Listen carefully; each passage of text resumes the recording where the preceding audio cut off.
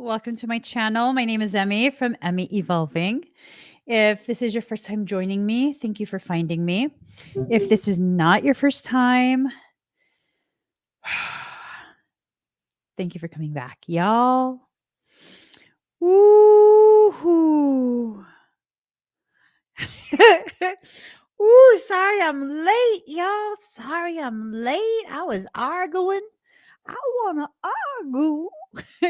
I was arguing with Alta. Alta, shame on you. Shame, shame, shame on Alta. Been arguing with her butt since this morning. Can't a girl get her bougie shampoo? My goodness, Alta.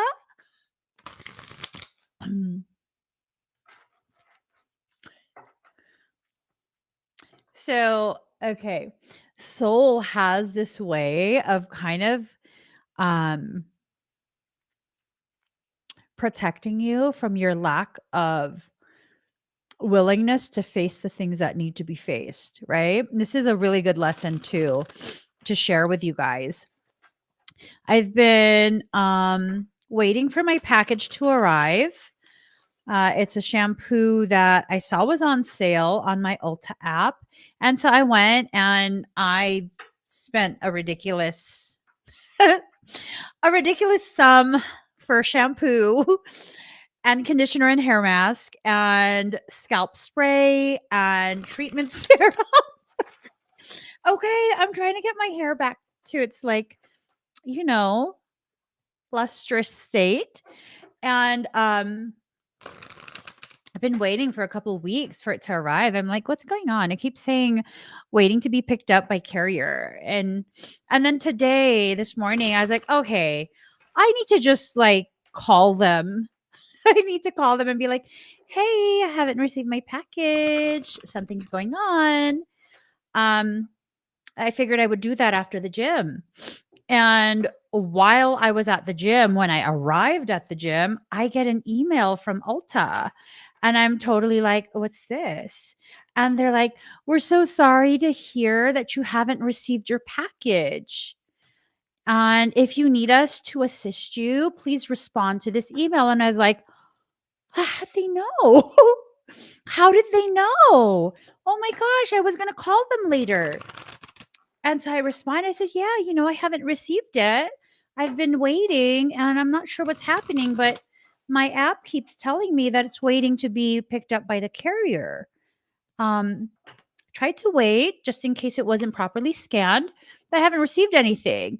And they're like, it's already been received. It's been delivered.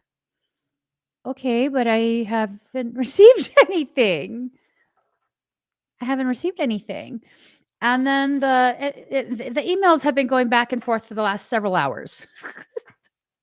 And the gal keeps saying, but it's been delivered. Okay, but on my side of the app, it says it's not delivered. I haven't received any notifications because I have text notifications on, and I haven't received it. And she continues to reiterate it's been delivered. And I was like, okay, are you fucking accusing me of lying? Because if you look at my order histories, and it's not about how much I've spent, it's like I've ordered so many times, I haven't complained. Like, I'm being honest with you, I haven't received it. And then she keeps insisting, and then finally I'm just like, so basically, are you accusing me of lying? Is that what it is? You're accusing me of lying? I'm trying to get free shampoo or something? And then someone else emails me because they're like, ooh. And then this lady is like, this is the tracking number. It shows it's been delivered. So finally, now I'm pissed off. I'm supposed to go live and they're starting shit with me again. And I clicked on it. She keeps saying that FedEx delivered it. FedEx delivered it. Okay. Let's go ahead and click on the link. Let's see what it says. Tell me why it's delivered to a completely different state that I have nothing to do with. As who's it delivered to? Because I don't live there. That's not where I put the address. I'm sick and tired of reiterating. And then they just emailed me again. I don't even want to look at it because I'm still irritated from the last email I just sent a few minutes ago. And I'm just like, listen, you better send me out some shampoo. I'm not joking with you. You better send me out some shampoo and you figure out that other package on your own because I'm not going to play with you at this point. And it's really indicative, though, of the ways in which soul forces you in whatever way is necessary to face the things that need to be faced. Right? Because really, I don't want to argue with people. I've kind of just been like, oh, God. I mean, I spent a lot, but like, I don't know. Maybe I'm just not meant to have the shampoo. That's what I was telling myself the other day. Maybe this shampoo is not good for me, but it's like, still, I paid for shampoo. So if it's not good for me, then I have to return it when it arrives and get a refund. But I wasn't even going to address it. I think part of what's happening right now, and the title being Choosing You, I think one of the meanings that we are being shown is you have to choose yourself and you have to see something all the way through.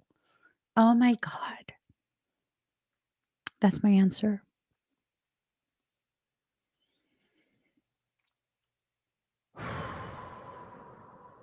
That's the answer.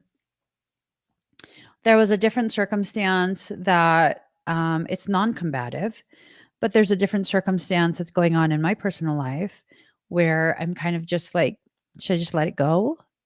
I mean, you know what I mean? Like, is it just time to move on from that? Just let it go and just carry on because I'm busy. I have so many things that I'm taking care of. But in doing that, I mean,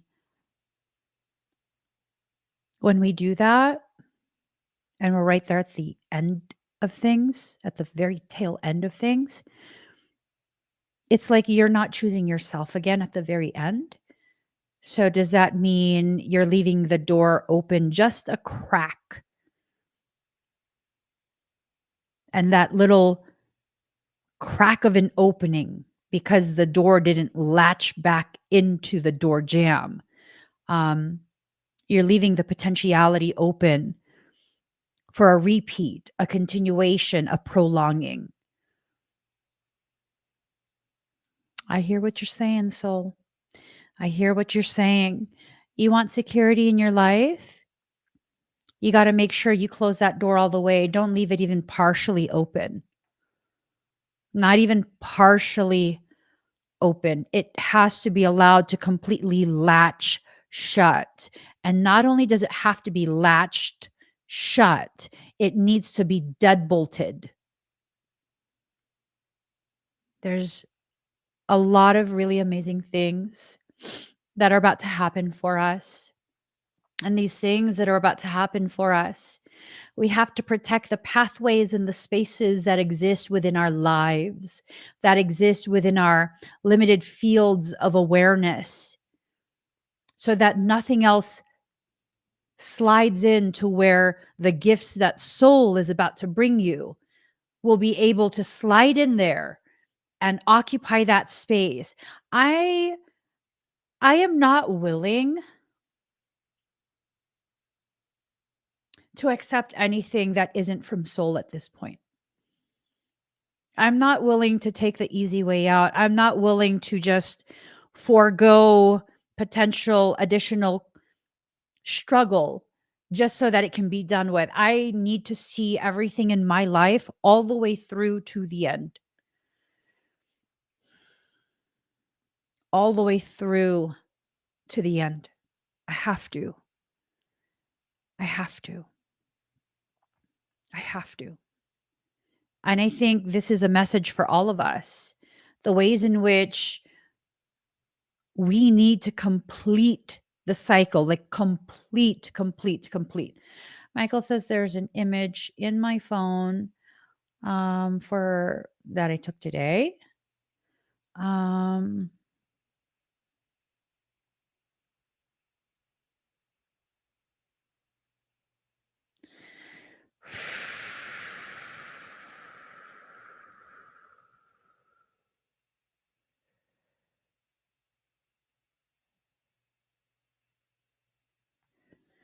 Okay, let me see.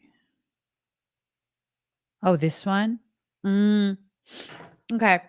Like, it's 53377. 5 being the number of change. If you allow this change, what happens is you enter into a space of 33, which is an ascended mastery. You don't become an ascended master. You are ascending to the degree that you are mastering the lesson at hand. And then comes the number 77, which is elevated completion. You are completing what needs to be completed. In choosing you, you are choosing change. In choosing change, you are choosing mastering the circumstance at hand. And as you master this lesson, which is probably an elevation of a lesson that's been continuing, a patterning that continues in your life, cycling in, cycling out, cycling in, cycling out, as you allow yourself to truly address this all the way through, what happens? You reach a period of completion. 7 plus 7 is 14. 1 plus 4 is 5. And that completion will allow for the complete changing of your life and the way your life is lived. And because you're fully present in order for this change to take place, because you are allowing yourself the permission to shift, change directions, well, then what happens? Not just the way you see your life or the way you live your life, but the way your life responds to you and the way your environment is shifted for you. That is going to bring about the type of change that can only be good for you. That type of change is always good for you. Always good for you. Always. Always.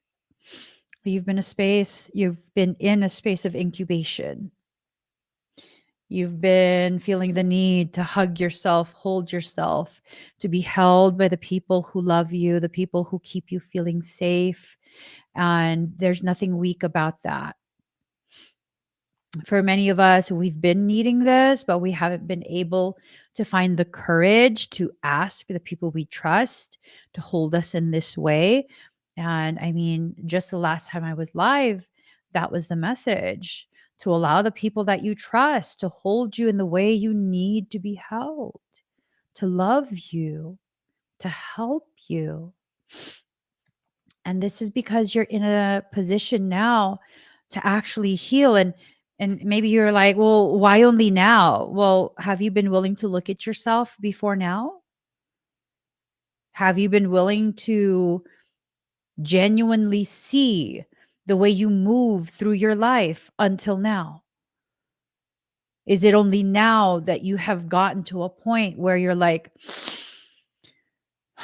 I need to see myself and my life clearly. I need to really take a good look, not so you can attack yourself, not so that you can blame and shame and guilt yourself, but just so that you can be fully aware of exactly what's happening to you and for you.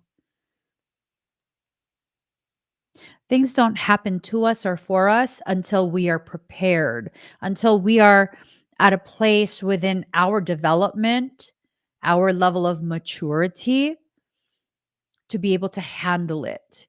And I think this is really a sign that um, you've been progressing beautifully. You have been growing, you have been healing, you have been expanding your consciousness and your awareness of the process you're in, the awareness of the necessity for certain things that you've lived through.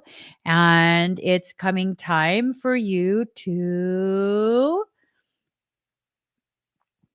receive, to heal, to allow. So for some of us, you're probably feeling like, no, that's not true. I mean, that's not what it feels like. Well, it doesn't feel like that because you're looking at a dark mirror. a mirror of your own shadow, and it's very uncomfortable, especially when you've been successfully programmed by these spiritual folks who try and tell you that you should only be positive. You can't ever feel anything negative. By golly gee, if you ever feel something that's a genuine emotion and an appropriate response to the hardship and frustrations that you've been experiencing, I mean, condemn thee to hell for all eternity because of that. No, you're allowed to feel whatever you feel. You feel it for a reason. It's time for you to allow yourself to feel. It's time for you to choose yourself, to choose to be completely present for the process that's been initiated on your behalf. Grounding in reverse. For some of us, we've been uprooted, and you're probably like, well, how could that be a positive thing if we've been uprooted, if we're plants and we're uprooted? I mean, well, did you know that some plants have aerial roots and they're not supposed to be buried in soil? And to bury them in soil is to condemn the plant to death. Maybe you're an aerial plant. Maybe where you belong is somewhere floating in the sky, exposed to nothing but air. Do you know where you belong?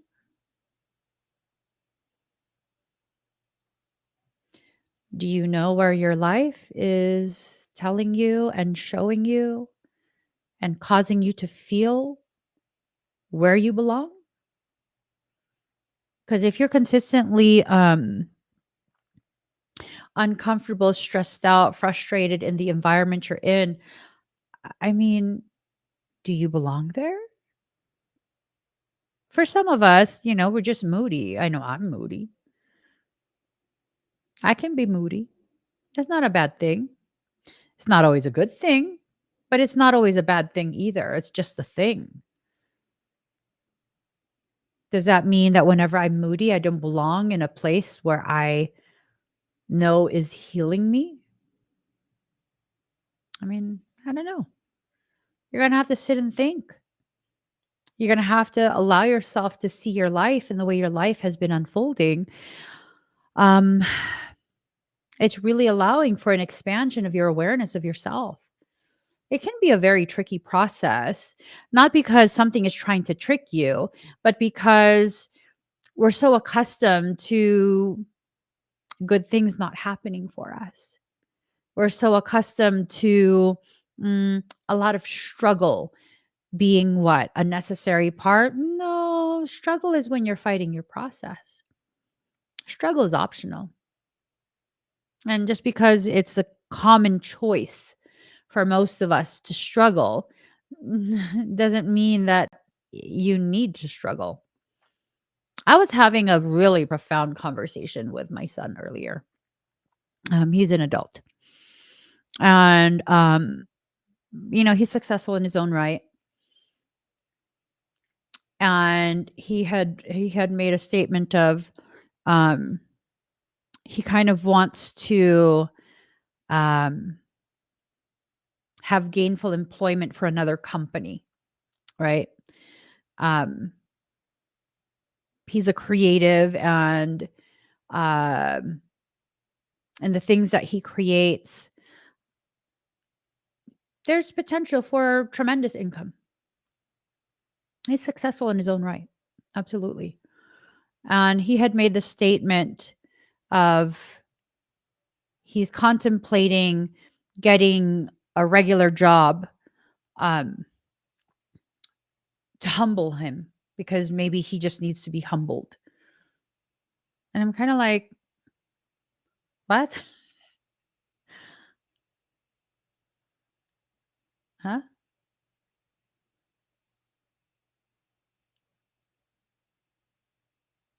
And there's validity in his process and in what he's considering, but I don't understand it. The reason I don't understand it is because I'm not emotionally involved in that. So I can see something from a very clear outsider perspective. And to me, it's kind of this thing of, okay, why don't you just shift in the service that you offer, create a different branch to your business and your brand, keep them separate so the integrity of the first brand is not commingled with what you're creating now, and offer that service. Like, why would you want to work 9 hours to get paid the amount that you can get paid from your skill set in an hour and a half, 2 hours? Like, to me, it's not even about like you can make bank. No, it's like, well, that's inefficient. Why would you choose to struggle more when you already have a skill set that can be monetized, appropriately monetized, and you can make a living wage, something that will keep you rather comfortable. And you don't even have to work for anyone else. You could do this for yourself, right? But it's this thing of, um as people, we sometimes find it extremely hard, especially if you're extremely intelligent, because my son is extremely intelligent. It's almost like you can't accept that life can flow so easily, because it's like almost this thing of convincing yourself you have this semi-charmed life and you're not worthy of that. You need to feel some struggle and suffering, um, in order to validate you. Like, you have no, um, almost like the concept of street cred, right? Like, well, huh, that doesn't make sense. That doesn't make sense.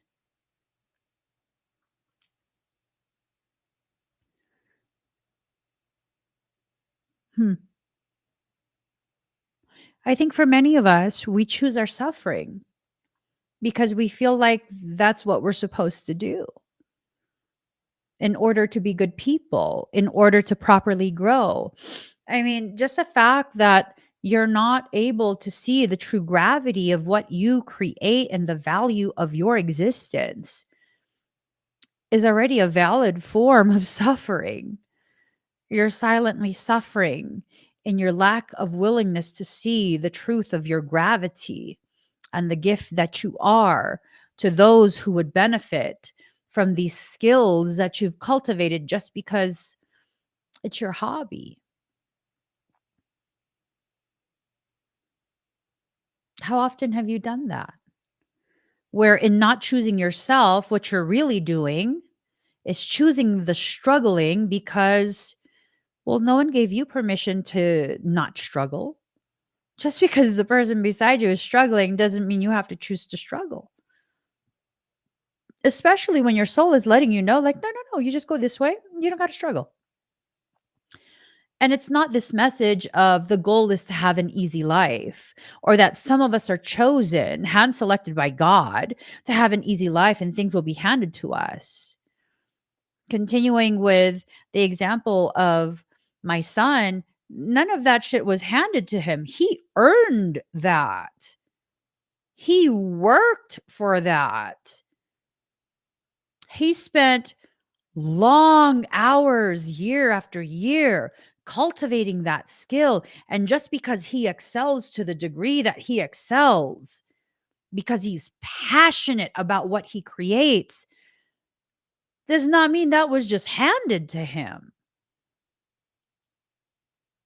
How does that relate to you? For me personally, it's like I don't really fully and deeply appreciate the skill set that I've further cultivated and developed, because I mean, it's just what I do. It's just, it's not a big deal. It's just what I do. How many people do you know can actually do what I actually do?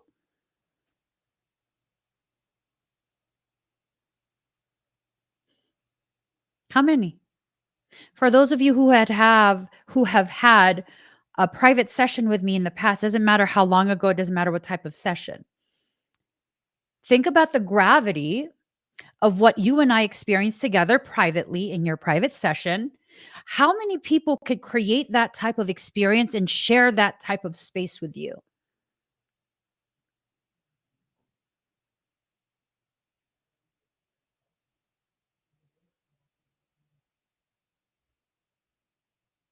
And I know my skill set is very unique, yet I still don't understand the value of it. But I'm so thankful that I'm finally done with the part of my journey where I think that I have to suffer, struggle, make do without just because what? Because I don't choose myself. Because I refuse to choose myself.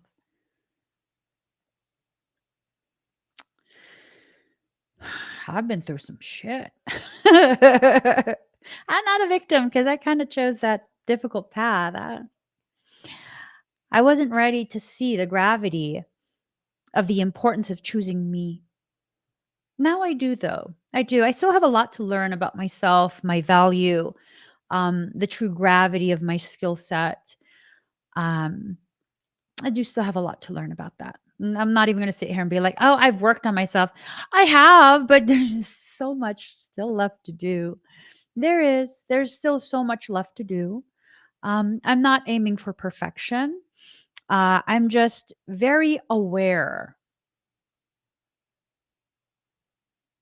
of what parts of me need to be allowed to adjust and recalibrate in order for me to be even better aligned for what I'm created to do. It'll be okay. I'll get through it. It's not a big deal. It can sometimes feel like a big deal when I don't want to go through what I'm going through, right? I was chatting with one of my twins last night for just, we don't really chat much, just a few minutes. I just wanted to share because I know he's into like health stuff. Um, Last I remember, he was doing like Olympic weightlifting, like the overhead, like a. I don't know what it's called. Whatever the hell it's called, you know. Um, and I was like, "Oh, I got to share with him that I'm now a personal trainer, right?" And I'm not part of that industry, so I really don't know the gravity of the program I entered into. I know my brother's very well aware.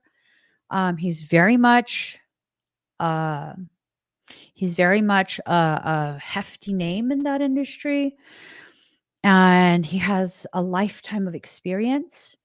And he was the one that told me to look into this program. So, based off of his recommendation, that's a program I chose. And I go and I tell my my twin like, "Hey, guess what?" Yeah. Um and he's like, "What?" And I'm like, "I'm a personal trainer now." And he's like, "Oh, that's so cool." And I was like, "Yeah." And he goes, "Who'd you go through?" And I was like, "NASM." And he's like, "Oh, they're hard." And I was like, "Really?" Because that test was fucking hard. And he's like, "Yeah, no, they're really good, very thorough." And I was like, "That's interesting. That's interesting." Because I didn't let myself understand the full gravity of what I selected, the full gravity of it. What's NASM even stand for? I believe it stands for um, National Academy of Sports Medicine. Because that shit was sports medicine that was being taught. I was just like, what the fuck? You need to know all this? Holy Jesus. Yeah. Yeah. And you know what's crazy? even speaking to my brother who's been in this industry since he was a teen and he's in his 50s now, he's like, "What you learned in that program, you just cut out years of learning, trial and error learning. It took me years to teach myself what you just learned in that program." And I was like, "Oh, okay." And I thought he was just trying to fluff it up. You know what I mean? Trying to, fan me a little bit. And then to hear it from someone else who I know is like really into a certain aspect of that industry and like, oh, he wasn't just, my brother wasn't just like, good job. No, he was being very literal. Like what I learned took him many years of professional bodybuilding and client after client after client to learn. I learned that in a couple of weeks. In a couple of weeks. And you know what's crazy? I've been training myself, right? Because again, I've been in the process of choosing myself. My health got real bad, and I was like, I need to do something. I can't just let this continue. And that's why I started working out hardcore. And what's crazy, what I learned in this program, this is the craziest part. I was like, so I wasn't just making shit up. I'm serious. I was like, because to me, logically, you would do this type and then this type at this intensity, you step it down and then you boost it all the way up and then you step it down and then you progress, you stabilize, you think of all these different aspects, you do it in stages, you assess and then you reassess and then you push yourself and then you pull back and you allow the recovery and then you challenge and you challenge and you challenge and then you breathe. And then you breathe. And then you take a good hard look at what you've done. And then you decide, where do I go from here? Do I repeat that again or do I challenge myself in a new way? Wouldn't you fucking know there's a name for that? I did not even fucking know. I thought I was just totally making shit up. I was just like, well, I mean, it's working. I'm seeing results. So, okay. I needed a full on program to reassure me that I just naturally know what I need to do. Ain't that some shit? That in order for me to value the knowledge that just really comes naturally to me,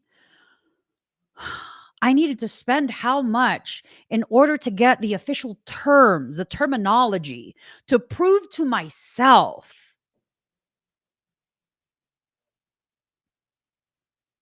all that, to prove to myself, not to prove to someone else, because I promise you, the gym that I go to, everyone notices the difference that I've made in my physique. My body is completely different. I still fluffy.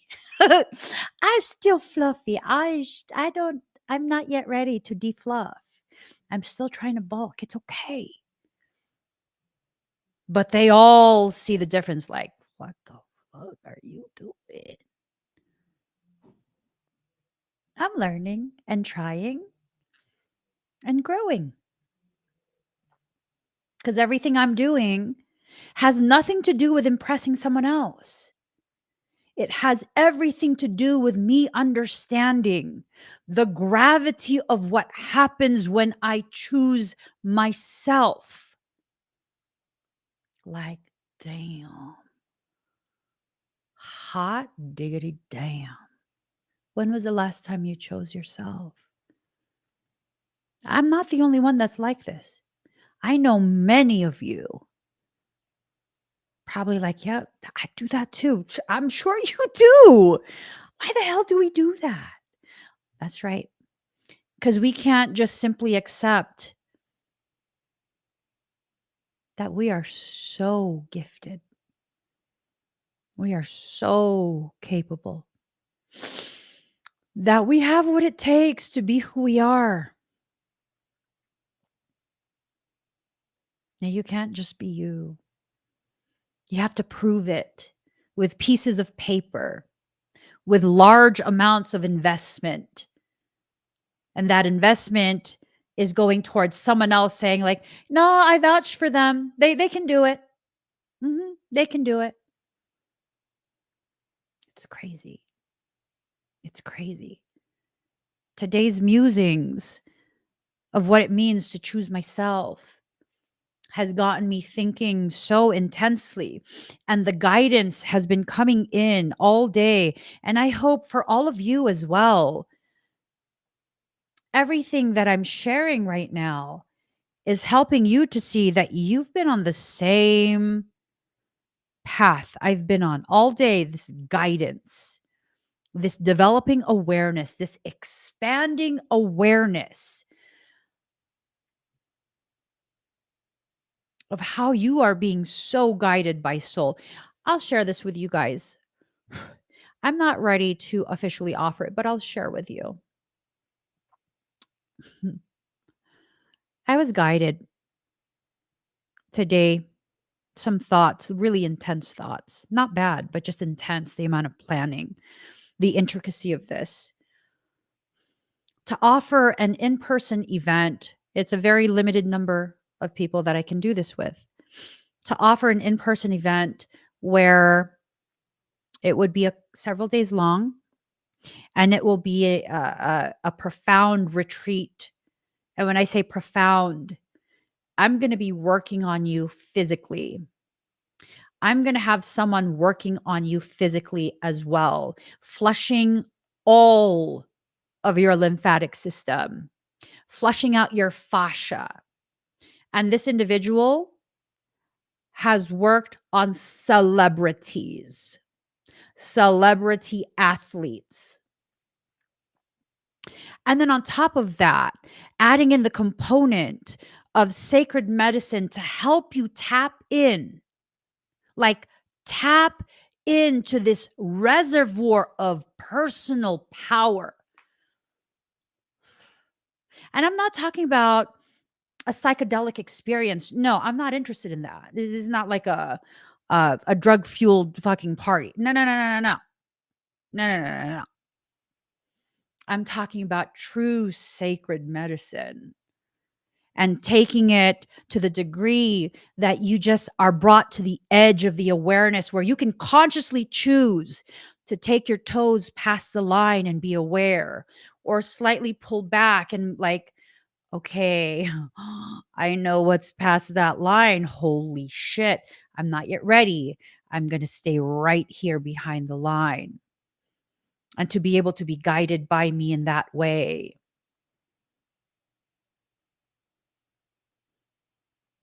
And then to be given the tools to continue this experience on your own when you get back home.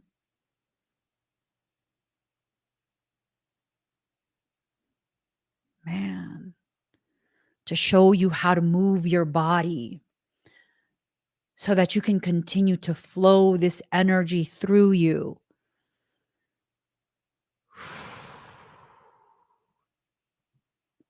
You guys are aware that I've traveled across the continental US for many years, nonstop, just going, going, going.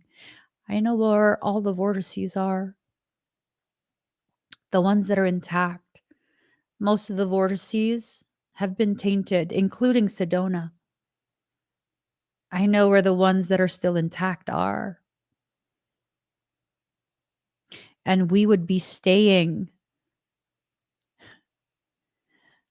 in a place right by a vortex that can facilitate this entire thing. And why would this type of event be what I'm guided to do? Because I'm realizing at this point, I am to assist those who will serve as a foundation for the types of change that are being pushed through the entirety of the world. That it's time to begin the process. Do you know why I don't accept clients in person?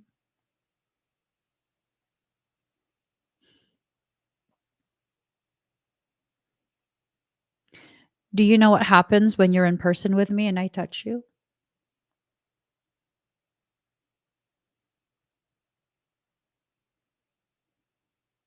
with the intention, of course, of positively benefiting your health. I don't let people touch me. And if I were to hug someone in person, I would create an energetic buffer zone so they don't ever actually touch my energy.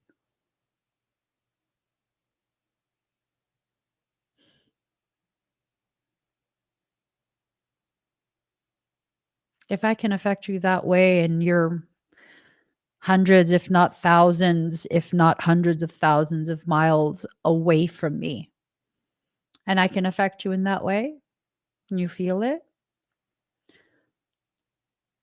what do you think happens in person?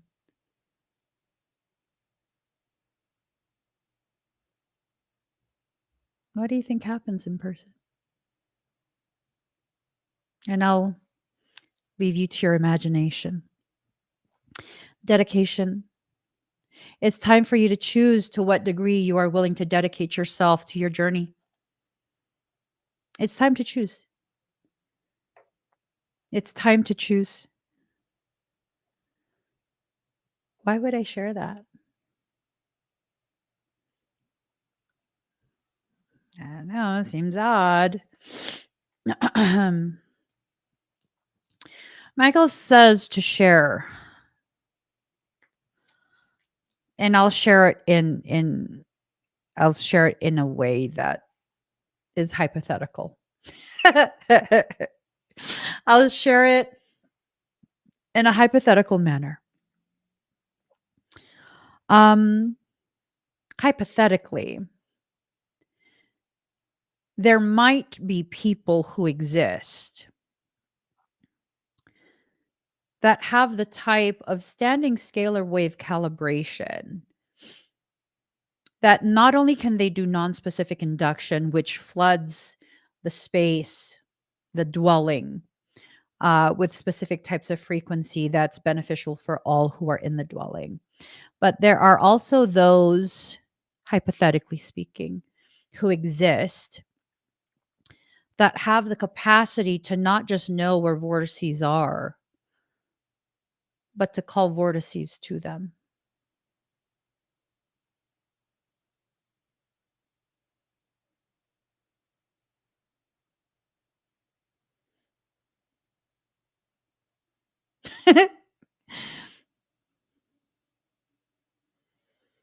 And what happens when you sit on a vortex and you call several more to you?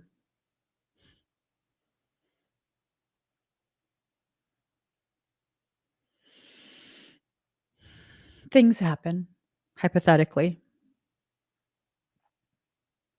Things can happen. Good things. Good things.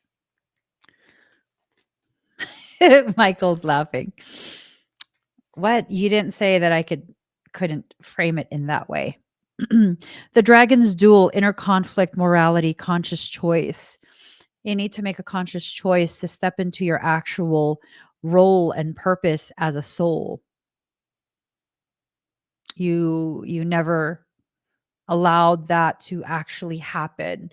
Your fear has kept you very much crippled. See the number 23? That is Melchizedek. That is Michaela. 23. 23 relating to Regulus 23, which is the largest star in the Leo constellation. It is the heart of the lion. Let's see.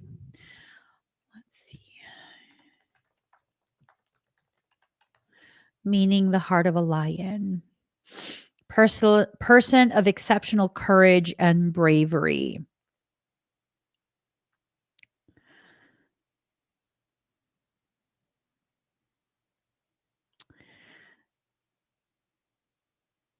Those who have a lion's heart is a person who can go to any extent to achieve or get what he or she wants in life. Ooh. A lion's heart is as strong as its strength. Once you become fearless, life becomes limitless.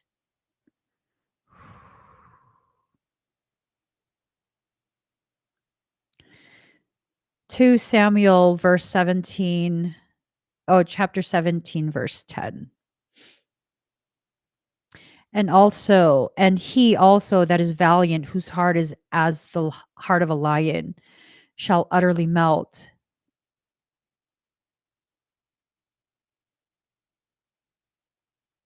It's about being valiant. It's about being brave.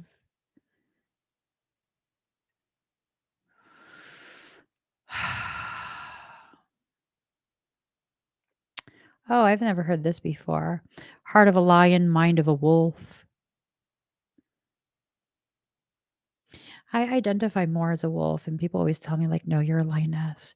So that's an interesting phase. The phrase lion's heart and wolf's mind are idiomatic expressions that refer to a person who possesses both courage and cunning. The lion is often associated with bravery and strength, while the wolf is often viewed as being cunning and astute. Okay.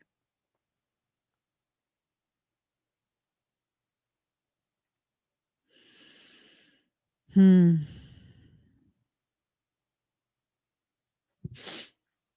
It also refers to the Lion of Judah, which is pertaining to the house of Judah, and the descendants of the house of Judah, including Judah himself, King David, King Solomon, and Jesus. So it's about a bloodline. The energy of your ancestors flows through your system, it flows through your body with no effort. It's not something you have to think about. It's not something you have to focus to make happen. I mean, do you have to focus for your blood to flow through your body? Absolutely not. It just does. It just does. Even if you were to think that you want your heart to stop, it's like, I don't care. Your heart's going to keep beating. Life is going to keep happening, whether you choose yourself or not. Life is going to keep happening. And if you don't choose yourself, well, then other people's choices and options are what's going to happen to you. The dream walker, dreams, a collective good, illusions. You have to be careful. You have to be very, very, very careful about buying into the illusion of others. There are those who see your greatness, they see your power, they choose to be in your proximity to try and siphon some of that, to clone it, to copy it, because they see the gravity of who and what you are, how you are, what you're capable of, even if you're blind to it. What are you going to do about that? I don't feel like you have to fight somebody. I mean, that's nonsensical. Unless you have to protect yourself physically, there's no point in that. But what are you going to do about that? You have to stop them for what? That's their life. They're the one wasting their time trying to be a mirror of you, a clone of you, a copycat of you. I mean, let them waste their time. They're never going to succeed trying to be you. Come on now. I've seen this time and time again in my own personal life. What ends up happening when people try and copy me and be a clone of me is maybe they can keep it up for a couple weeks, maybe even a couple months, but eventually the cracks start to form because the degree of ADHD and hyperactivity that I have on a daily basis, my ass can't fucking sit still. Always got to do something. Always thinking, always go, go, go. Most people can't sustain that, especially at the level of hyperfixation that I operate at, because I'd be hyperfixated. And then they start to crack. I find it funny now. I used to be concerned. Now I'm just like, you're stupid. What did you do that to yourself for? All you had to do is be yourself. You are enough as you are. I don't know why you had to do all that. I don't know why you had to do all that. You weren't designed to be me, just like I'm not designed to be you. I just all I could do is be myself. I don't need to worry about those people. You know what happens to those people? It's none of my business what happens to those people. It's None of my business, because I'm busy choosing myself and my healing, my self healing. And maybe it's time for you to begin choosing yourself and your self healing. Maybe, maybe it's time. Maybe the reason you keep being passed over, and Michael's the one bringing this to my attention. It makes sense. Maybe the reason you keep being passed over at work, in relationships, in friendships, romantic partnerings, maybe the reason you keep being passed over is because you keep offering yourself to be walked upon rather than walked beside.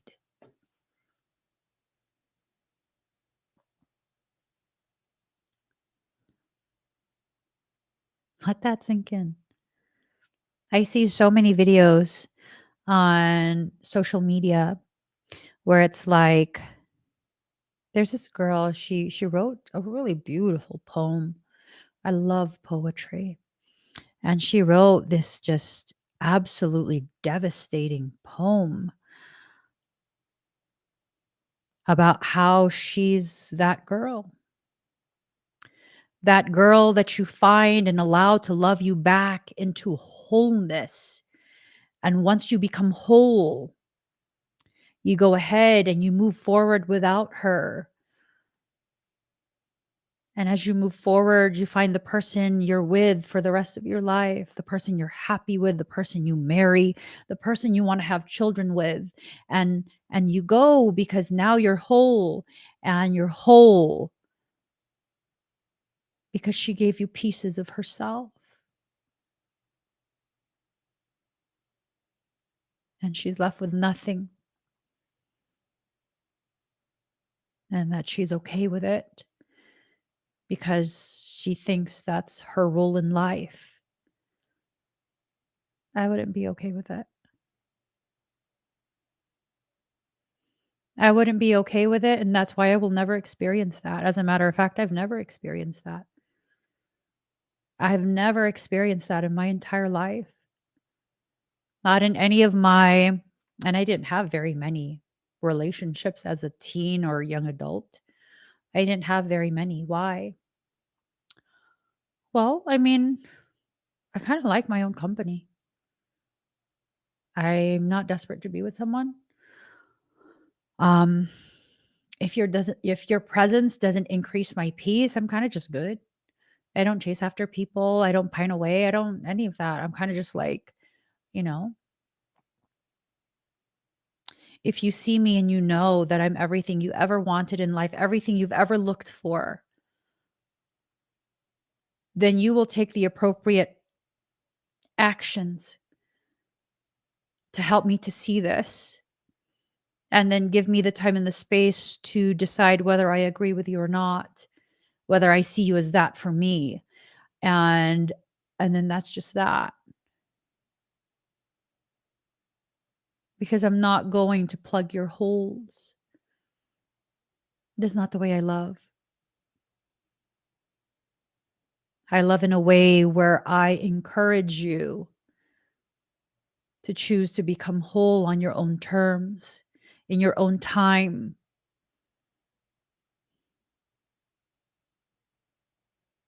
I will not plug you up. I will not try and form you into the person I believe you should be. I will communicate to you that, you know what? I'm just not feeling this. I don't know what this is, but yeah, no, this is disturbing my peace. And no, I'm good. I'm good off that. Uh-uh. Mm-mm. Mm-mm. Why? Is it because I think I'm the shit? No. No, I feel like I'm just like everyone else. Except I have an awareness that whatever isn't for me will not last. And if it does not last, then it wasn't for me. And if it's not for me, I'm not going to chase after it.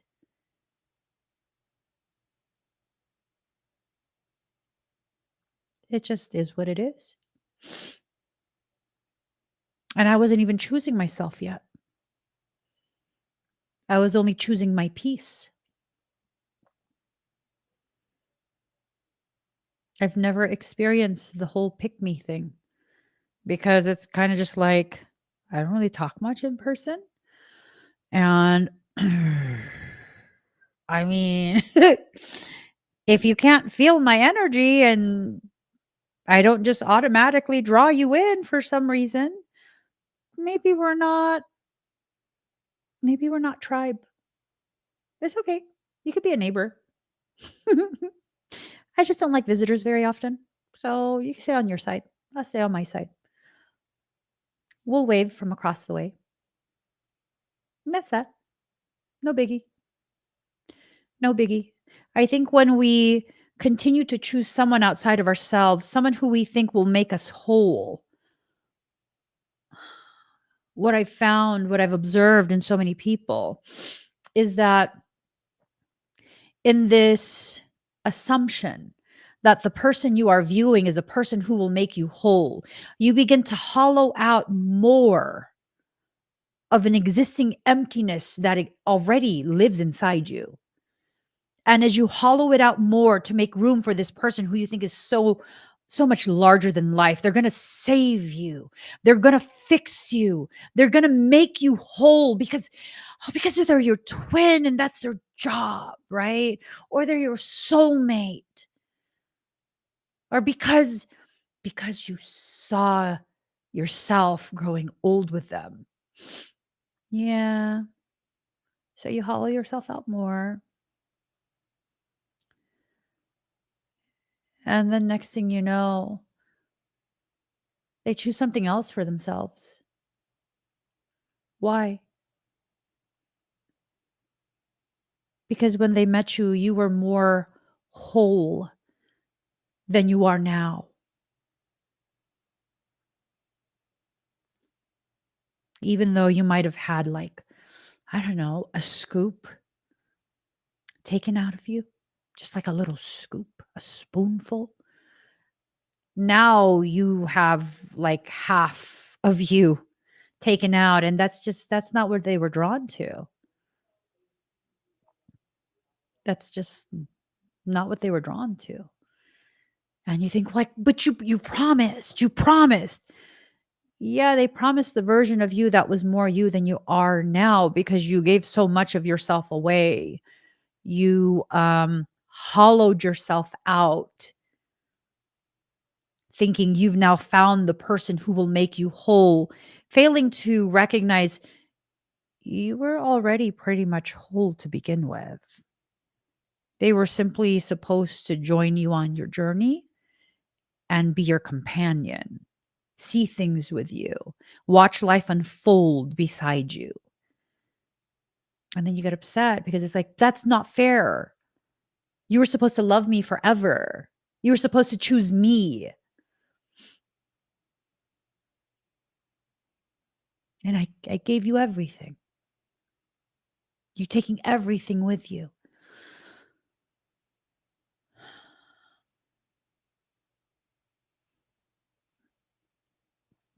From my perspective,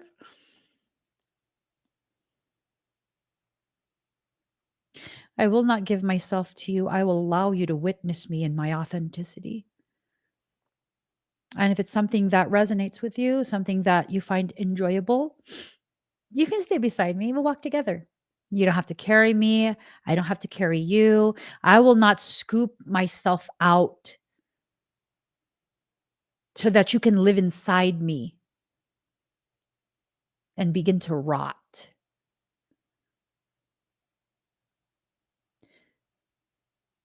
But I will, however, encourage both of us to grow and expand and see where that goes. You know, my husband, I've said this years ago, and I've said it quite a few times.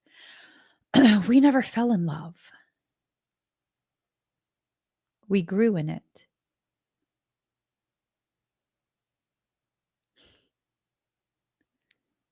Everyone's looking to fall in love. I'd never ask him to fall for me. Instead, I tend to him just as he tends to me.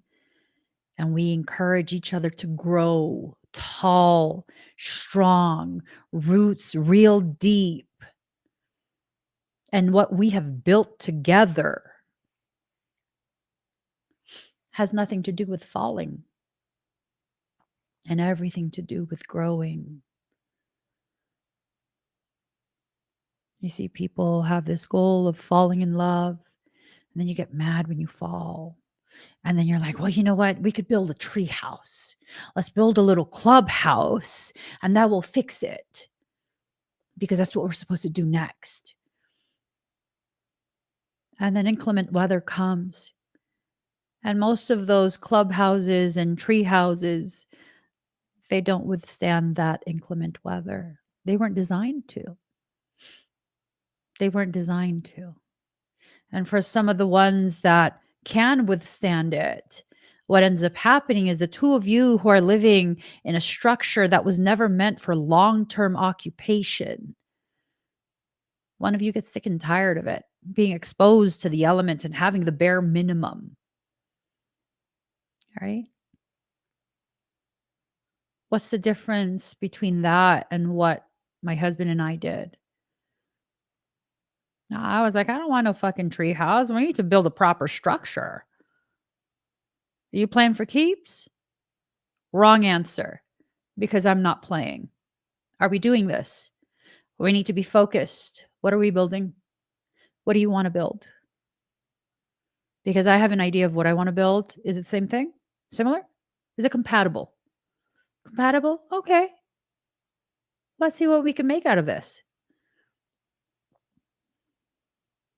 Let's see what we can make out of this. Well, we made something tremendous out of it. Something tremendous. Because at no point were either of us playing. And yeah, no, we argue. We have a real relationship. We argue. I get irritated with him. He gets irritated with me. That's part of a real relationship. Right? People think that, oh, if you choose yourself, that means you never take into consideration the person you claim to love. No, no. I will choose what I feel is best for me, but I will also take into consideration, is what I feel is best for me going to negatively impact him? Because he's what? He's what?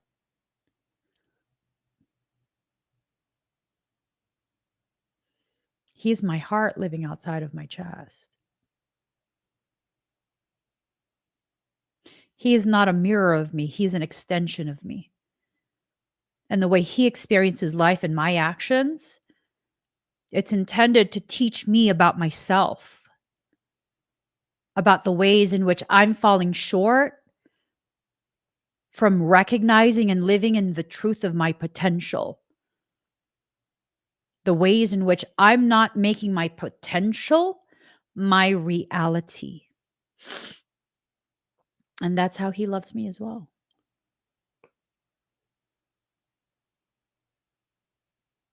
I don't tell my husband what to do, but he sure knows what makes me unhappy. He sure knows. And does he do what he thinks will make me happy so that I don't leave? No, it's because he wants to take care of me.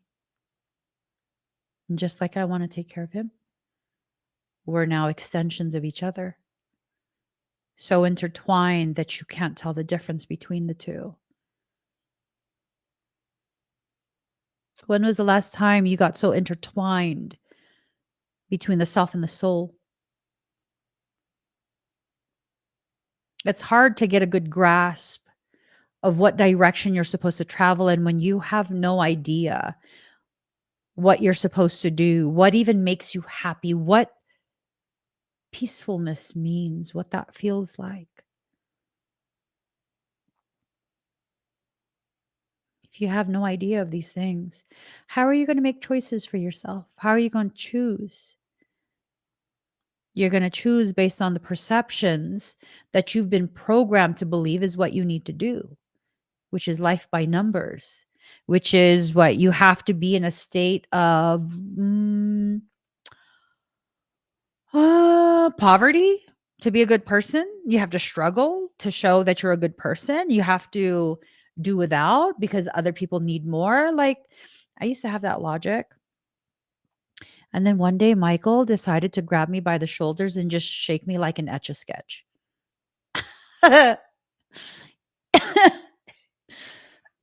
It's true. He shook me like an etch a sketch. Why? Because of that logic that I shouldn't allow myself to receive what is rightfully for me, what I have earned, because why? Because other people need it more than me. Other people are struggling, other people are suffering. And although I'm struggling and things are hard, I mean, I can handle it. It's okay. I can wait. And you know what he did? He very intensely and very passionately said to me, "Who the fuck do you think you are?" Ooh, ouch. Why are you talking to me that way? That shook me. That shook me. Oh, he went off. He went off because seriously, who the hell do I think I am? Thinking that I have the authority to keep dictating who should get what and when.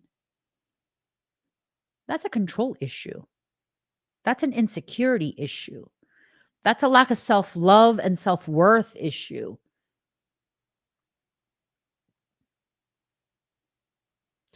That's a coping mechanism. It's the way you protect yourself. What do I mean? Well, here was my logic once upon a time. If you offer me something, I'm afraid that if I accept what you offer, which is probably something I need, that you will later turn around and be like, "Ha, I own you. You owe me. Now you have to do whatever I say." And I don't want that. It also ties into this whole thing of, well, if I let my need be known and the people who I think love me, but I'm not sure because I don't even know if I'm lovable. And if I ask for help and I know they're good people, what if they say no? Because then that would be confirmation that really nobody cares and nobody loves me.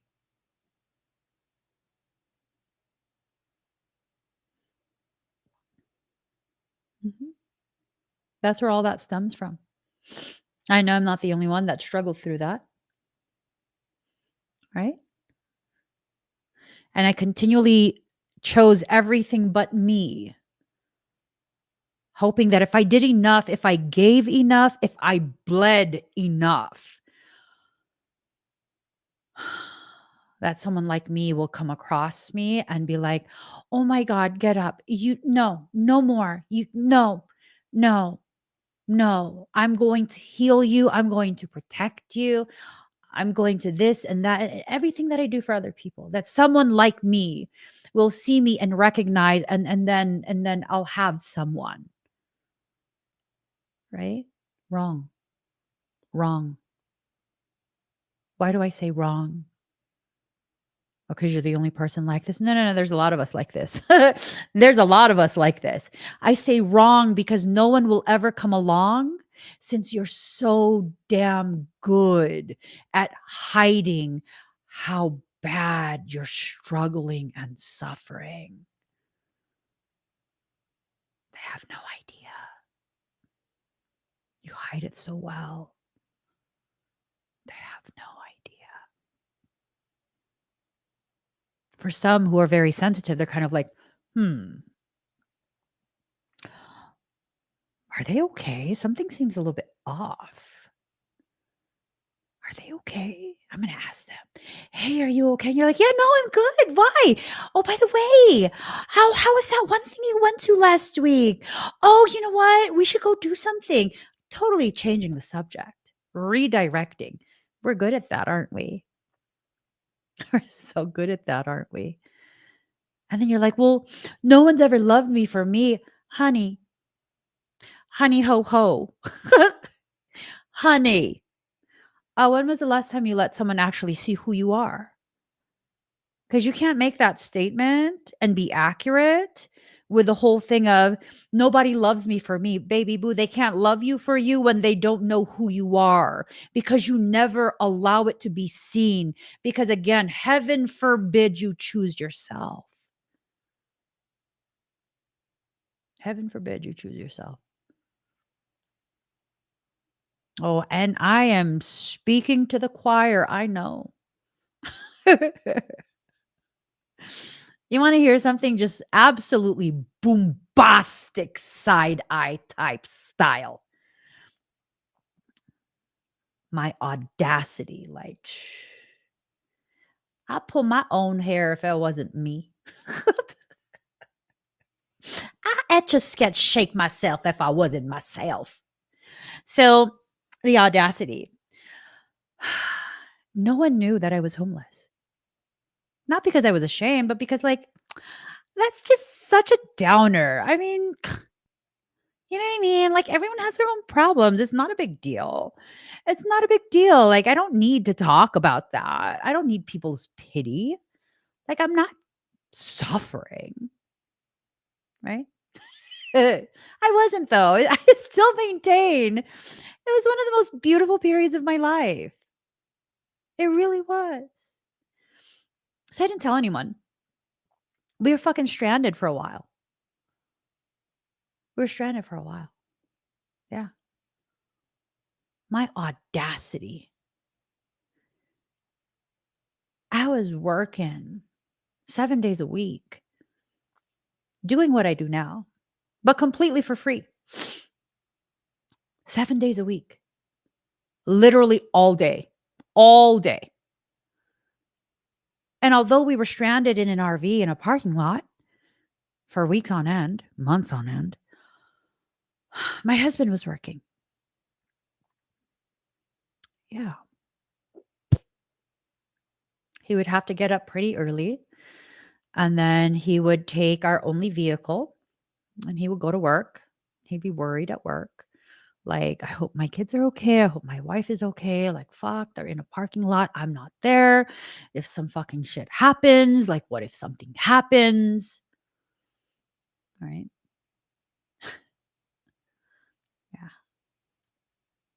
Yeah.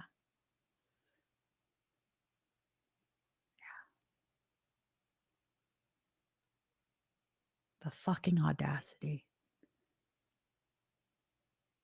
to not allow myself to receive a single fucking thing, not even gratitude, and to put that responsibility and obligation on my husband. Not to mention the worry of, like, is his family okay? We're in a parking lot. It was a homeless encampment. There were other homeless people in that parking lot who knew anything could have happened. The fucking audacity. The audacity.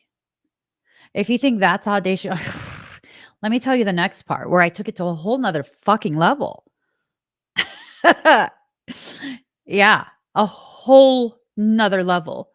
So then one day, I didn't know exactly where I was. Exactly where I was. Sitting on a picnic bench at St. Vrain Park, live streaming. Life is all good. It's a beautiful day. And then this juvenile bald eagle starts to fly overhead, like really close. I could see the pattern of his feathers. And as it does that, Michael says to me that he broke my brakes on purpose. And I was like, what?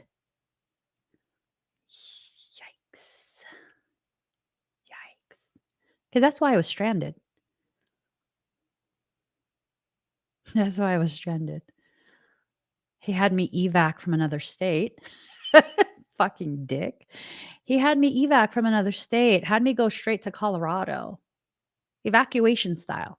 You know, Colorado has mountains, right? Any part of the state to exit the state is mountain. You need brakes in an RV.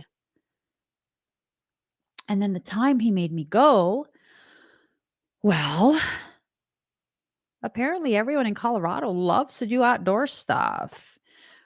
From around May all the way till around September every single year, and this is the year we found this out, um, all of the RV parks are booked solid. There's no openings. You gotta book that months in advance because everyone wants to go camping. That's when he dumped us in Colorado. He broke my brakes as soon as I crossed state lines. Yeah. So we'd been stranded for, I don't know, 2, 3 months already? 2, 3 months? I was loving it. I ain't even gonna lie. I was loving it. It was fucking peaceful. It was amazing. It was peaceful to me. So that day, we happened to get a last minute cancellation at St. Vrain Park. And I was live streaming on a picnic bench. And he tells me he broke my brakes. And I was livid. I couldn't keep the mask up. I was sobbing. And you guys have to understand, up to that point, no one ever saw any emotion except funny, entertaining, or very, very compassionate, kind, and generous. No one ever seen anything else from me. They thought that I was living in a bougie as fuck RV. Just traveling, bougie. Right? No. No one knew. Again, because everyone else has their own problems. It's fine. I just have to learn whatever I'm supposed to learn, and I won't be stuck like this again. I knew that. I knew that for a fact. So I wasn't worried. And then he made me cry. They'd never seen me cry before. Ever. Ever. And then, of course, everyone's like, oh my God, why is she crying? We have to help her, whatever it takes, whatever it takes. Emmy, what's wrong? What's wrong? What can we do? What can we do? And then, of course, I'm arguing with Michael at that point. I'm not even reading the comments anymore. I'm just arguing with Michael. And then they start to piece it together.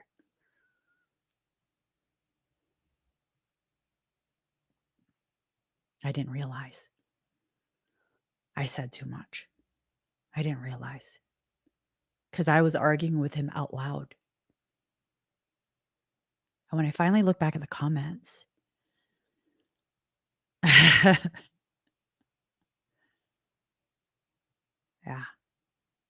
Like, oh, everybody knows.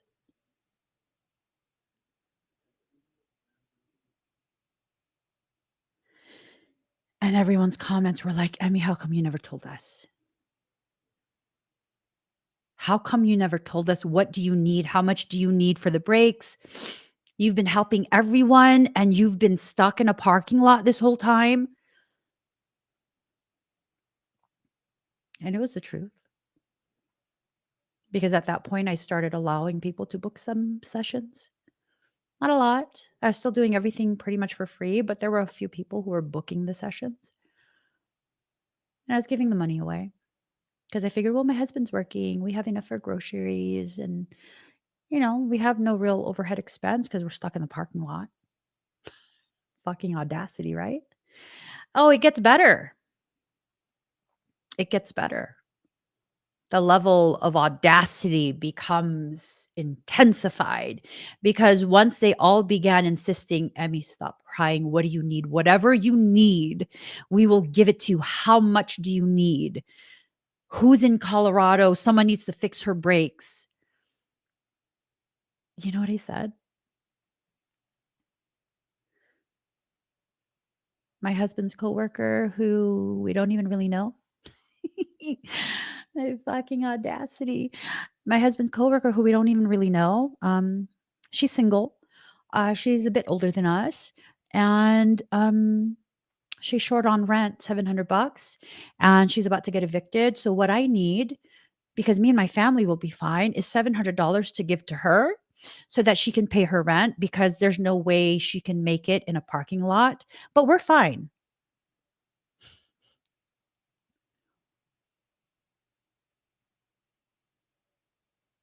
Let that sink in.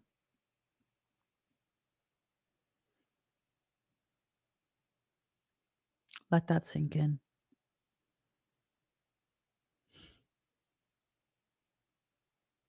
Within seconds, had that $700.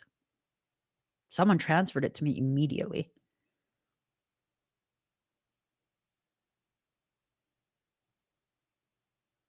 Yeah. You know what I did? I immediately texted my husband, let her know we'll give her the rent first thing in the morning tomorrow. She'll have her rent. She's going to be fine. She don't have to worry.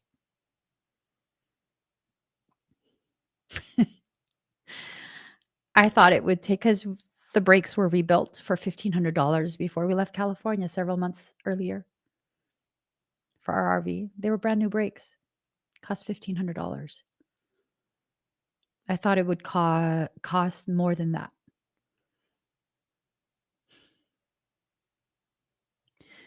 I gave $700 away to someone we didn't know. I was worried about her. I know I'm protected.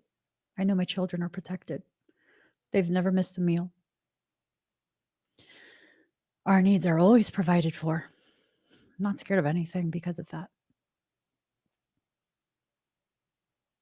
You want to hear the best part?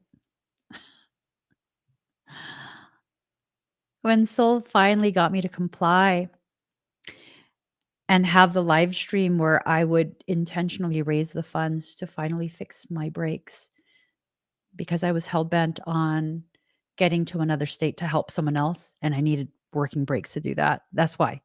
Yeah, the fucking audacity. So we raised all this money. I auctioned a whole bunch of stuff, raised all this money, and we took it to the one place where they fix big rigs. It's a 39-foot RV. Not everyone can work on that. We take it there. We stay in a hotel room for a few days while they have it.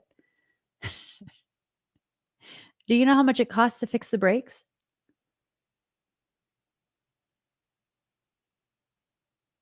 Take a guess. Take a wild guess.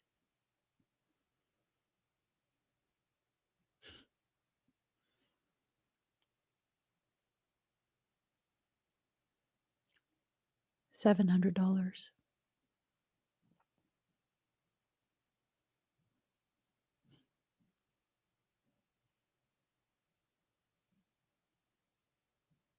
We could have been out a long time ago.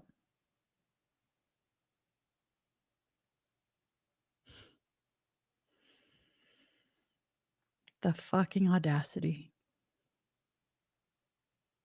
And you know that person that I went all the way to deep Texas to help because of a flood?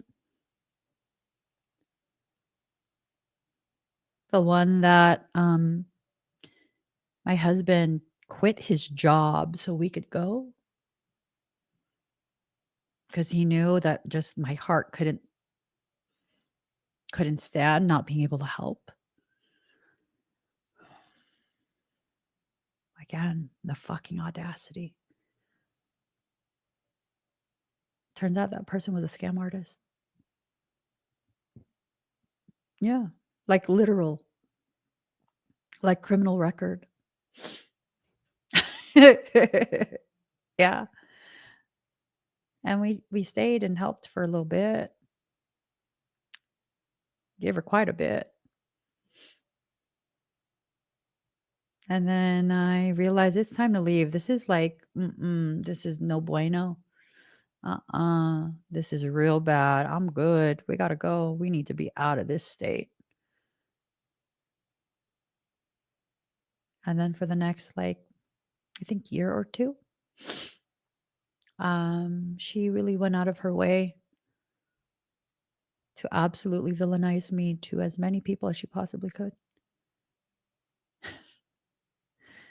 Claiming I stole her things. Well, how could I steal your things if I went down there to help you because you lost everything in a flood?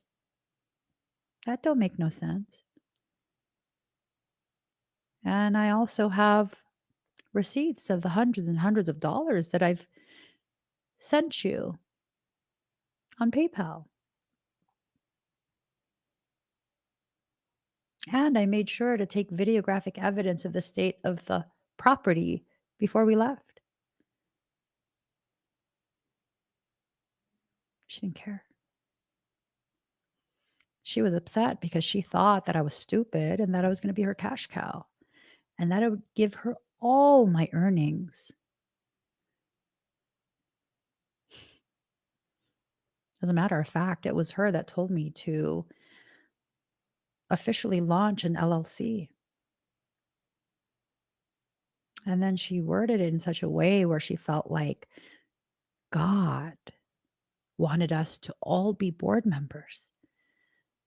Except at the last minute, Michael said, only my name should be on there. So I listened.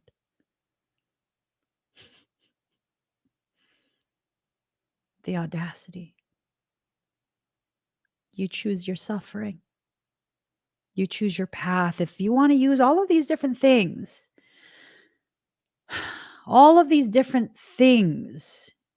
to increase your suffering, these teachings, this logic, you're free to. Your soul will not stop you from doing it. I know that for a fact. Soul will not stop you. Soul will say, oh, you wanted the enhanced lesson? Okay. Which is what soul told me. Oh, you want the enhanced lesson? Sure thing. And then I was like, oh, no, not the enhanced, the super mega enhanced. And soul said, you sure? And I was like, hell yeah. And then soul was like, okay. And gave me the super mega enhanced lesson. The fucking audacity. Sometimes I need to be shook like a fucking shake weight slash etch a sketch. Especially when I have my cockamaniac ideas of ways in which I can increase my suffering. Just shake that fucking list like an etch a sketch list. Soul is very accommodating, Lindsay. Absolutely. Absolutely. And the audacity of the people whose soul is like, yes, this one would like to suffer. Any volunteers to dole out suffering? Oh, come on up. Come on up. We've selected this one for you, Emmy. You know, that person that was like Texas, that one. So this person had done all this malignant stuff, right? Just like crazy ass shit. And then they got sick, which I don't celebrate that at all. I don't celebrate that at all. They got very, very sick. And I got to the point where their lungs were failing. I never retaliated. Never really said anything, never retaliated, was just like, this is fucking crazy. Because that's how I respond to everything in my life. This is fucking crazy. And just keep trucking, right? Yeah. Well, here's the thing. The last hurrah, this person who tried to make my life a living hell, but failed at it because I just kept right on going.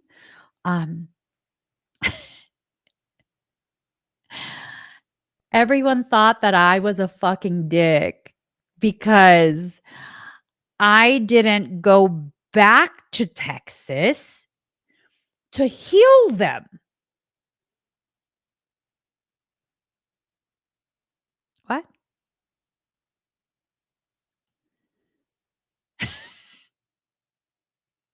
What? What?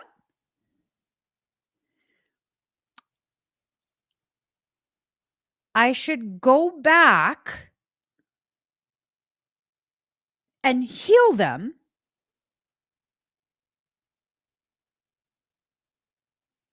knowing everything that you knew and that you were part of these group chats of people plotting. And I'm an asshole because I'm like, I'm sorry that this is happening, but I don't believe I should be involved.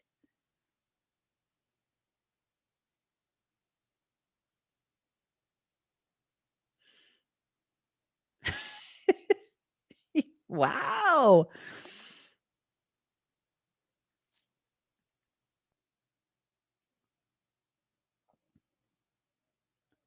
No, I'm done learning those stupid ass lessons. I'm choosing me. I'm choosing my peace. I'm prioritizing my children and my husband. And that's that. My life is so peaceful. It's not perfect. There are certain things that can be stressful. Life's not supposed to be perfect. Life's not supposed to be easy. But damn, my life is so peaceful. It's peaceful. And for the most part, when people try and come to disrupt my peace, to create havoc, to try and threaten my safety, I don't give a shit. If it seems like your threats are credible, we pack our shit, we leave. Yep. There's been a few times where I've moved like 3 or 4 times in a year. I'm good. Fuck that shit. I'm good. I'm good. And you know, these days I'm choosing me so deeply that not only am I good, if you want to fuck around and find out, baby boo, I have enough to show you. Whatever you need to find out, you want me to be the one to show you? Okay. If I feel like it. You're not going to disturb my peace though. You're just not. Why? Because I'm not going to let you. Because I'm choosing me now. And part of choosing me means I'm still helping people. Why? Because it makes me happy to. Am I helping people in a way where I'm martyring myself and foregoing opportunities and no. Hell no. Absolutely not. No. Why? Why not? And also, why are you upset about my life choices pertaining to my life? Have you ever asked people that? When you go to choose yourself and someone in your life is all up in your business, all up in your options, and trying to tell you what to select, have you ever stopped and asked them, why the fuck are you so involved in this shit? This is not your business. Have you ever stopped to do that?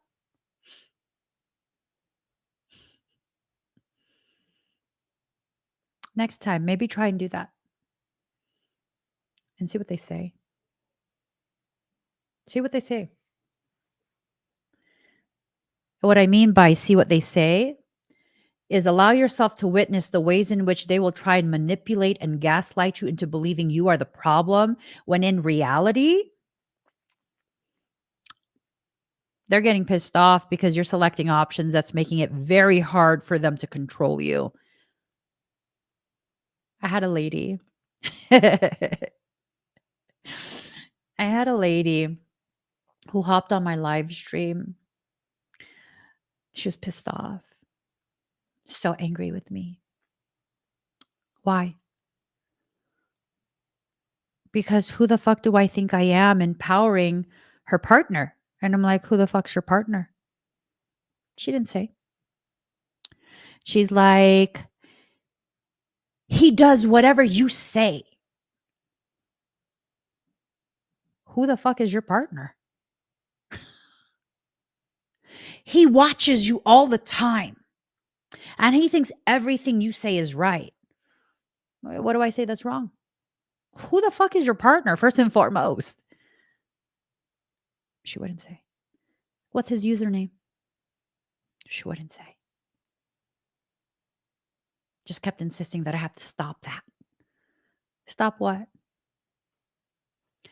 Reminding him that you don't control him and you ain't shit. And he ain't got to do what you say. That? Make me. Make me. Make me. To this day, I have no idea who her partner is. To this day, and that was in 2020, January of 2020, because I was in California for my aunt's funeral, and this girl tried to start shit with me. I'm in the process of grieving. Boo, that is not the time to start shit with a person like me.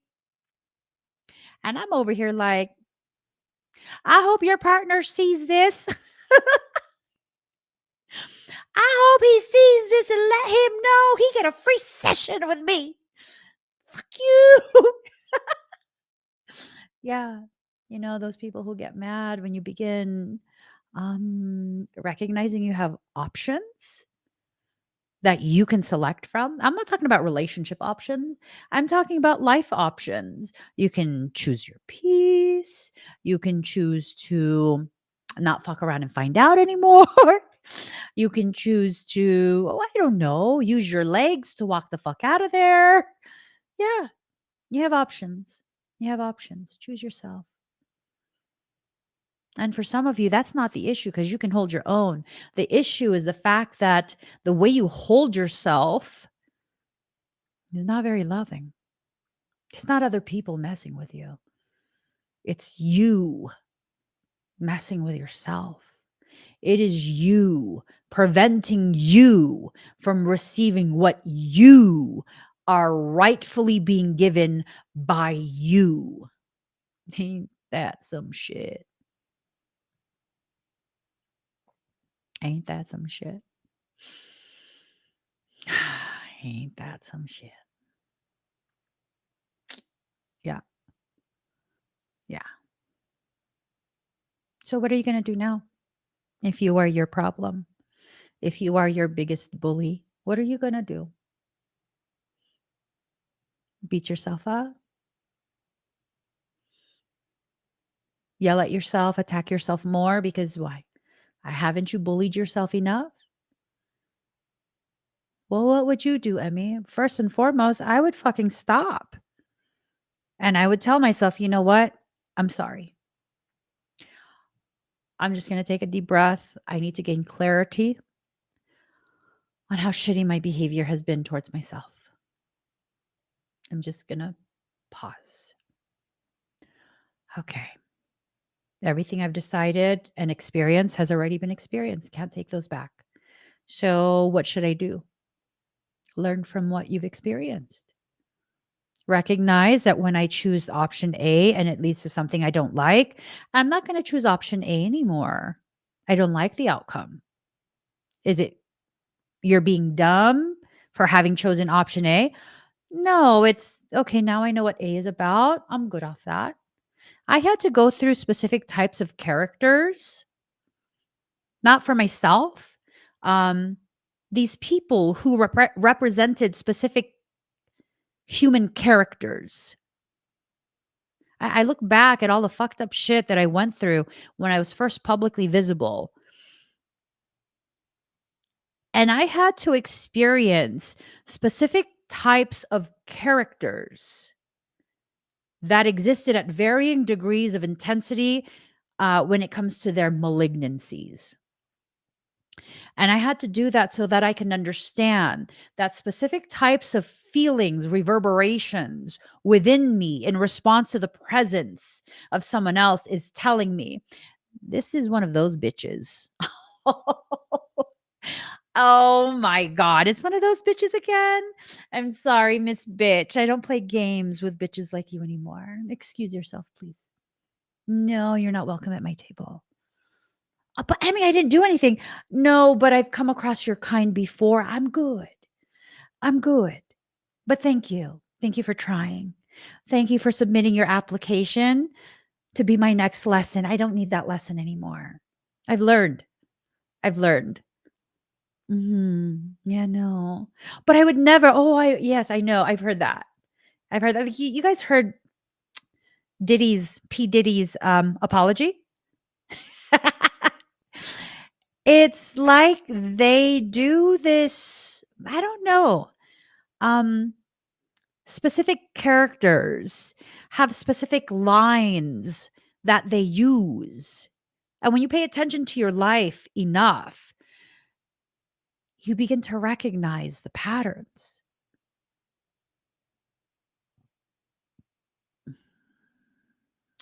Kirby says, "Sorry, my table is all full. No more bishes needed."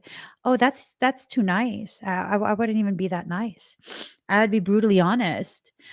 Yes, no, I know. There's so many seats at my table, but none of them are for you. You have stank coochie energy, and I don't want that smell on my seats. If you could kindly go excuse yourself and hopefully use this time away from everyone else to cleanse, because nobody likes stank coochie energy. Yeah. I'm done being nice to people like that. I have to be very honest and upfront. Like, no, no, no, babe. I don't even want to call you babe. You might take that wrong. You're probably taking that wrong. Oh my gosh. Okay, listen, um, bitch. I don't like you. I don't know why, but I'm gonna listen to the feeling. I'm assuming you're just like one of the other bitches I came across before. And really, back then, mm, I didn't want to rate my hands, but now my hands are rated just for faces like yours. And really, I'm trying not to be about that life anymore. So if you could do us both a favor and just like go do something with yourself. I don't know what. Hopefully it takes care of the stench. Because I could smell your stank ass intentions before we even interact. That's how I approach life now. I don't need any more. I learned everything I need to learn. And those lessons are done. They're done. I have other lessons I need to learn.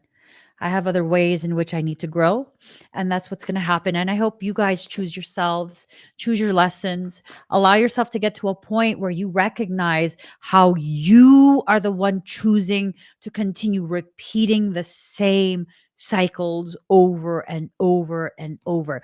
I used to get this question from people. They don't ask me this anymore. Um, People used to always ask me, like, Emmy, do I have bad luck in men? It's like, they're all the same, Emmy. And I'm kind of just like, are they?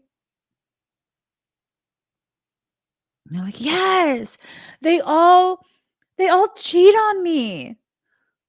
Mm, okay. How does a relationship start? I mean, it starts really good. Like they're so hot. It starts really, really good. Like there's so much chemistry and like it's just so fun. And then they just start getting jealous. Oh, and then what happens? Well, and then they start treating me bad. Like bad how? Well, they start calling me this specific name and that specific name, and then they start going through my things, and they stop being nice, and they stop this and they stop that. All of them? Yeah, Emmy, all of them. All men are the same. Boo, my husband's never done any of that kind of shit. He's never done any of that kind of shit. Ah, I have quite a few guy friends.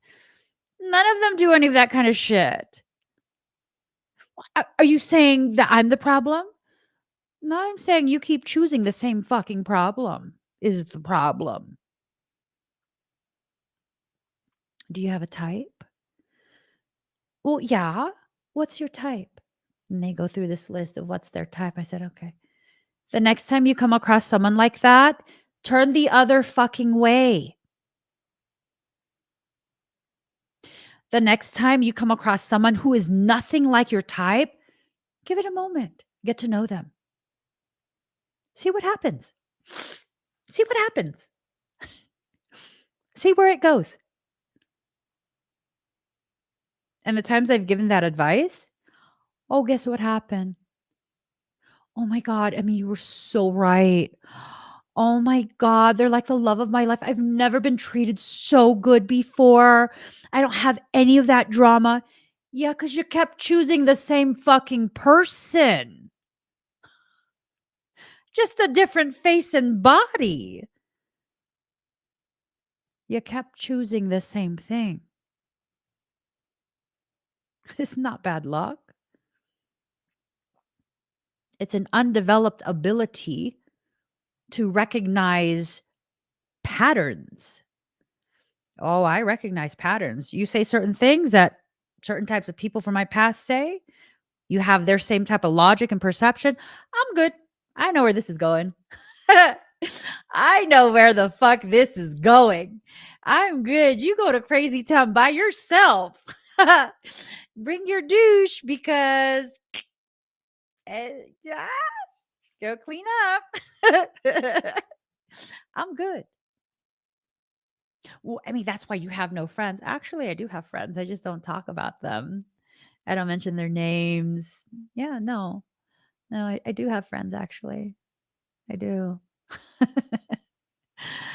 Yeah, because I also learned, um, and this is an important lesson. Sometimes people will quietly observe who they think you are the closest to. And then they'll try and become close to that person so they can find out more about you. And once they find out what they think they need to find out, well, then they'll get comfortable enough to show you what their plan actually was the whole time. You know what I say to that? I have a little fucking hammer for all your Tinker Toy pieces that you think you're going to build as a platform to start shit with me. I'm going to fucking hammer the shit out of all of your little Tinker Toys. You will not access me. Why?